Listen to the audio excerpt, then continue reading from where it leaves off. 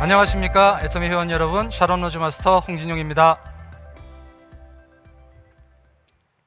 네, 지난 2달여 동안 회사가 주관했던 모든 세미나와 센터에서 있었던 모든 미팅이 중단되면서 여러분들 얼마나 답답한 시간들을 보내고 계십니까? 저도 그 짧은 기간 동안 전 세계 200여 군데로 코로나 바이러스가 전파되는 것을 보면서 세계가 이제 정말 하나로 연결되어 있다는 그런 생각을 하게 됐습니다. 과거에 우리가 너무나 당연하게 생각했던 그런 미팅들이 정말 우리한테 하나의 행복이었구나 하는 그런 반성도 하게 되는 그런 시간을 보낸 것 같습니다. 지난 1, 4분기 동안 코로나 환경 속에서 전 세계 거의 모든 산업 전반은 매출이 상당 부분 줄었습니다. 하지만 온라인 쇼핑 부분에 대해서만큼은 급증을 했는데요. 그 이유가 뭐라고 생각하십니까? 그동안 꾸준하게 고객들은 온라인 쇼핑 부분으로 수요는 확대되어 왔습니다. 그런 상황 속에서 코로나가 환경에 접하면서 심지어 온라인 쇼핑을 주저했던 50대, 60대마저도 이 시장으로 급속하게 들어오고 있습니다.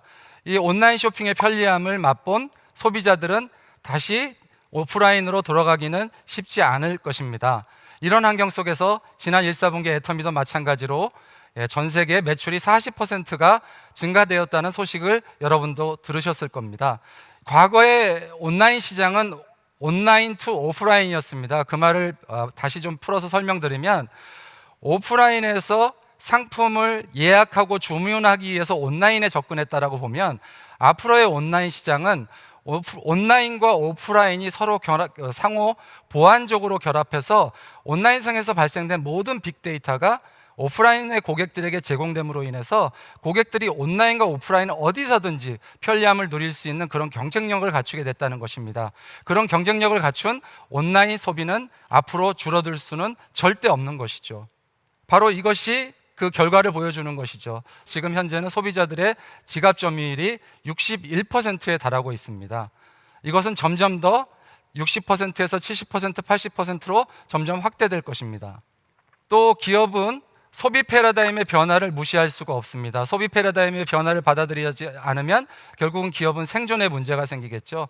과거의 단일 채널 오프라인에서 지금은 이제 약간 중간 단계라고 볼 수 있겠죠. 온라인과 오프라인이 별도의 멀티 채널로 서로 경쟁 관계라면, 향후 미래는 온라인과 오프라인이 서로 결합된 같이 모든 정보를 공유하는 시대인 옴니채널 시대로 갈 수밖에 없고, 결국 그런 옴니채널을 빠른 시간 안에 확보한 전 세계 그 대기업들이 시장을 독점하고 있는 체제로 시장은 흘러가고 있습니다. 그래서 그 결과를 실제 우리는 눈앞에서 볼 수 있는 것이죠. 미국 전체 멀티채널 또는 오프라인만 갖고 있었던 모든 대기업들이 지금은 사라지고 있습니다. 2010년도에 삼성전자가 스마트폰을 발표한 이후로 전 세계는 빠른 속도로 스마트폰 인구가 늘어나고 있습니다. 현재 70%에서 앞으로 2022년이 되면 전 세계 인구의 80%가, 심지어 우간다 같은 국가는 전기를 사용하는 전기 그 수혜자가 300만인데 핸드폰, 스마트폰 사용자는 1000만 명이라고 합니다. 이런 적극적인 흔히들 우리가 얘기하는 포노사피언스들이 유통의 변화를 만들고 있는 것입니다. 그래서 이런 늘어나는 소비자들, 늘어나는 스마트폰 사용자들로 인해서 같은 유통의 플랫폼 안에서도 변화가 일어나기 시작합니다. 플랫폼을 모르는 기업의 미래는 없습니다. 이미 그것은 누구나 다 알고 있는 상식입니다. 하지만 그 플랫폼 안에서도 새로운 변화들이 추진되고 있는데요. 지금까지 우리 여러분들은 알고 계시겠지만, 모든 유통 플랫폼은 무엇으로 수익을 만드나요? 결국은 유통 수수료입니다. 근데 그 수익 모델조차도 변화가 일어나고 있다는 것입니다. 우리가 잘 알고 있는 네이버의 스마트 스토어, 카카오 스토어, 이런 회사들은 이미 충분히 확보된 회원 수만을 가지고도 그 회원들을 대상으로 입점하는 업체들이 입점 월정액을 내므로써 판매 수수료를 대신하고 있고요. 또 카카오 스토어 같은 경우에는 광고비를 지불함으로써 판매 수수료를 대신하고 있는 것입니다. 정말 놀라운 변화지 않습니까? 또 다른 변화를 보면은요, 지금은 너무 많은 유통 채널이 존재한다는 것입니다. 그래서 일어난 변화가 어떤 것이냐, 저도 최근에 무선 마이크를 하나 구입하기 위해서 포털을 뒤지다가 결국은 어디서 결정을 내렸냐, SNS, 유튜브 채널을 보고 결정을 내렸습니다. 지금은 소비자들은 소비를 결정하는 데 있어서 어디서 결정을 하느냐? 유튜브, 인스타그램 같은 SNS에서 결정합니다. 이유가 뭐냐? 그 안에서는 기존의 채널에서 느낄 수 없었던 스토리텔링, 공감, 거기에 더해서 사회적 가치까지 확인할 수 있는 방법들이 거기 있기 때문입니다. 또 두 번째로는 너무 많은 채널이 있고 너무 많은 제품이 있다 보니까 정말 좋은 제품들을 소개해 줄 수 있는 큐레이션이 어느 때보다도 중요한 시기가 됐습니다. 지금은 누구나 다 제품을 생산하고 누구나 다 쇼핑몰을 만들어서 오픈할 수 있는 시대가 됐습니다.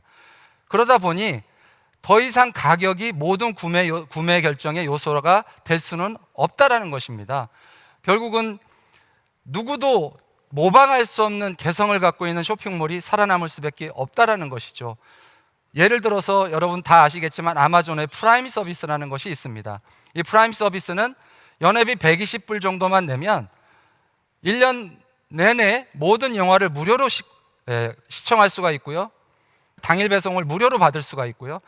아마존이 갖고 있는 모든 사업 분야에서 많은 혜택들을 받고 있습니다. 아마존의 어필리에이트 브랜드라는 프로그램은요, 일반 아마존의 유저가 다른 고객에게 사이트 내의 상품을 판매가 되도록 홍보하고 그 전달을 하게 되면 거기서 만약 판매가 일어나게 되면 그 판매 수익의 일정 부분을 보상한다는 프로그램을 갖고 있습니다. 최근에 저는 굉장히 놀라운 회사를 발견했습니다. 중국의 판더더라는 회사인데, 이 회사는 판더더 홈페이지에 있는 상품을 중국 내 다른 그 위챗 같은 SNS 링크를 시켜서 공동 구매하는 고객들을 많이 모아올수록 그 숫자에 따라서 가격을 다르게 차등 적용하는 정책을 채택해서 불과 2년 만에 중국 2위의 기업이 됐고 미국 나스닥에 상장하는 회사까지 된 것입니다. 이런 유통의 변화들은 소비자들에게 한 가지 결정을 요구하고 있습니다. 어떤 결정일까요? 단순히 소비자의 객체로서 소비자로서만 남든가, 아니면 적극적으로 유통의 변화에 뛰어들어서 수익을 창출하는 유통 변화의 주체가 되든가, 여러분들은 어떤 선택을 하시겠습니까? 결국 이런 강력한 컨텐츠 큐레이션을 갖춘 기업, 전 세계 큰 대기업들이 유통시장을 독점하고 있습니다. 문제는 이 독점이 새로운 문제를 만들고 있다는 데 있는 것입니다. 과거에는 모든 동네에 여행 대리점들이 있었고 일반 소비자들이 거기 가서 비행기를 예매하나 호텔을 예매하나 여행 프로그램을 구매하든 그렇게 했습니다. 전 세계 모든 여행은 몇 개의 대기업 플랫폼 회사의 수익이 집중되고 있습니다. 유통도 마찬가지죠. 미국 유통의 절반 이상이 아마존으로 통합되고 있습니다. 많은 사람들의 생계수단이 점점 사라지고 있다는 데 문제가 있는 것이죠. 결국 이 안에서 승자는 하나밖에 없습니다. 유통 플랫폼을 소유한 대기업뿐이라는 거죠. 이 안에서 일반 기업이나 생산자들의 미래는 보장받을 수가 없는 것입니다.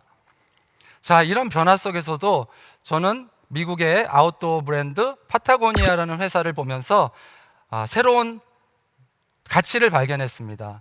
이 파타고니아라는 기업은 미국 내에서 가정과 환경 지킴이라는 두 가지 테마로 굉장히 알려져 있는 기업입니다. 회사 직원 중에 경력 단절녀가 단 한 명도 없습니다. 그 이유는 뭘까요? 기업의 CEO가 기업이, 직장이 목적이 될 수 없다는 겁니다. 직장은 가정을, 생계를 책임지기 위한 수단이라는 것을 경영의 핵심 요소로 채택했다는 것이 소비자들에게 굉장히 깊숙이 마음에 울림을 줬다는 것이죠. 또 이 회사는 놀라운 거는 이베이에서 자사 브랜드의 제품을, 그것도 헌옷을 판매하는 행사를 했습니다. 여기 자료에서 보시는 것처럼 20년 전에 자기 아버지가 자기를 업고 찍은 사진에 입었던 옷을 SNS에 이런 사진들을 올리고 있습니다. 심지어 이 회사는 자사 회사에 새 옷을 사지 말라고 합니다. 이유가 뭔지 아시나요? 새 옷을 하나 만들기 위해서는 엄청난 물이 들어가고요. 왜냐하면 목화를 재배해야 되니까. 목화를 재배하기에 들어가는 물, 또 그 제품을 생산하기 위해서 발생되는 탄소 배출량, 또 이 옷이 결국에는 쓰레기로 버려지기 때문에 발생되는 쓰레기, 이런 것들을 종합적인 수치로 제공함으로 인해서 파타고니아가 가정과 환경을 지키기 위해서 얼마나 노력하는 기업인가를 사회에 끊임없이 알리고 있습니다.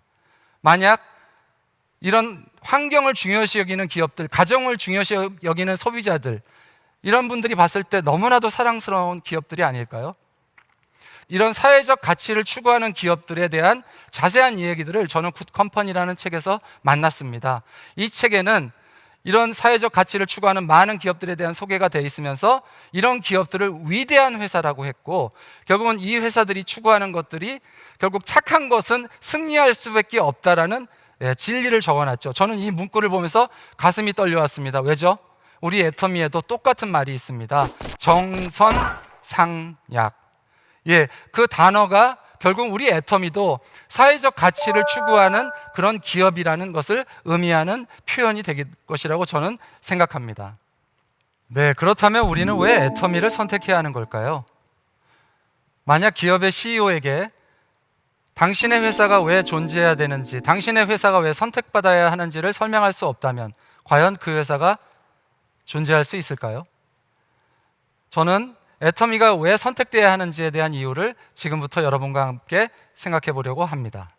기존의 플랫폼은 모든 수익이 플랫폼 회사에 집중되게 되어 있습니다.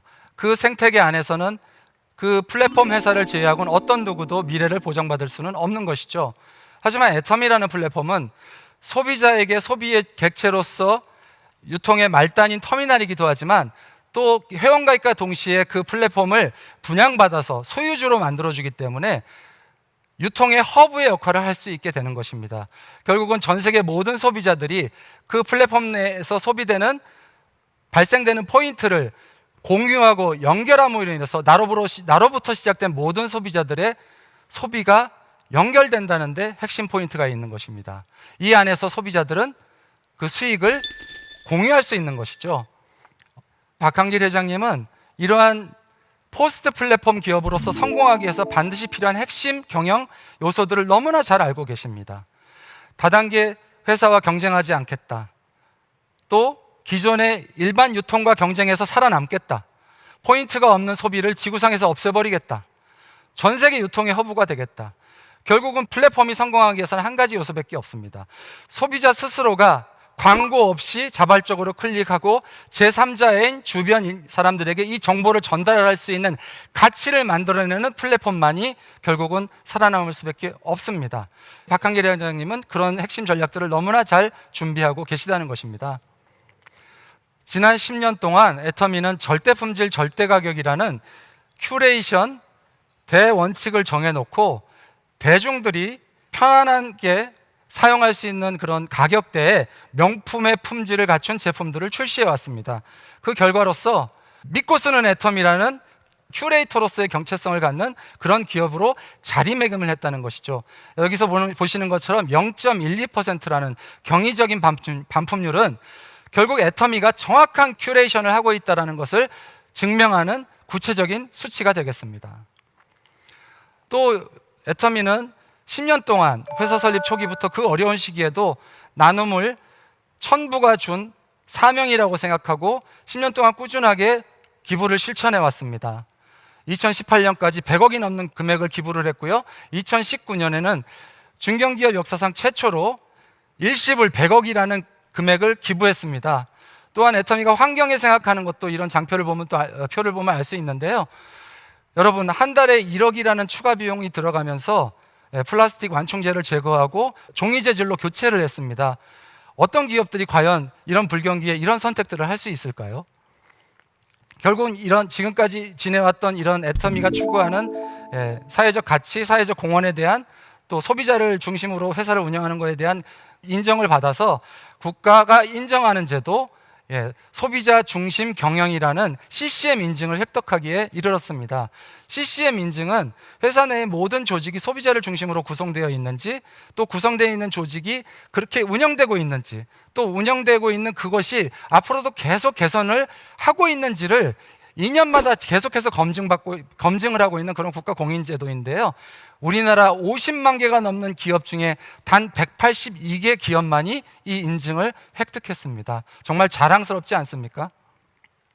이런 일련의 모든 활동들을 소비자들이 알고 또 소비자들이 애터미가 추구하는 그런 사회적 가치에 대해서 공감하고 전 세계적으로 10년 동안 680만 명이라는 회원이 생겼습니다. 앞으로도 끊임없이 늘어나겠죠.